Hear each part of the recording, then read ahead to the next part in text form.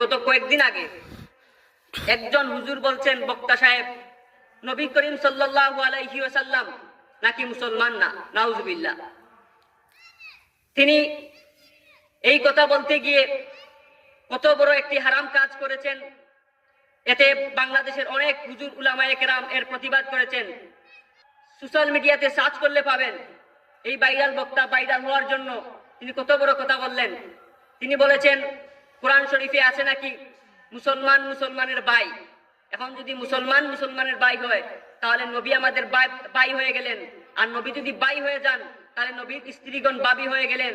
আর কোরআনে বলা আছে নবীদের স্ত্রীগণ উম্মাহাতুল মুমিনিন, মুমিনদের মা। তাই তিনি এই উদাহরণ টেনে বললেন নবী নাকি মুসলমান না, নাউজুবিল্লাহ। আরো কয়েকদিন আগে আরেকজন বক্তা বলে ফেললেন, বাংলাদেশের 64 জেলার মধ্যে একটা জেলা আছে, নাম হচ্ছে দিনাজপুর। তিনি বলে বললেন কোরআন শরীফে নাকি দিনাজপুরের নাম আছে। দিনাজপুরে ওয়াজ করতে গেছেন, গিয়ে সেখানে দিনাজপুরবাসীকে খুশি করতে গিয়ে বলে ফেললেন যে দিনাজপুর কোরআন শরীফে আছে। তিনি বললেন আলিয়াউমা আকমালতু লাকুম দীনাকুম, তোমাদের আজ দিন পূর্ণ করে দিলাম, আজকের দিনে তোমাদের দিন পূর্ণ করে দিলাম, আজকের দিনে তোমাদের দিন আজ পূর্ণ। তিনি বুঝাইতে চাইলেন এটা সন্দ্বীপ নাকি দিনাজপুর, নাউজুবিল্লাহি মিন যালিক।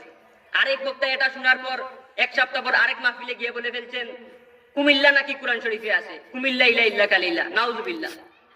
এইসব বক্তা তারা ভাইরাল হওয়ার জন্য কোরআনের অপব্যাখ্যা করছেন, যেটা স্পষ্ট হারাম এবং স্পষ্ট কোরআনের অপব্যাখ্যা।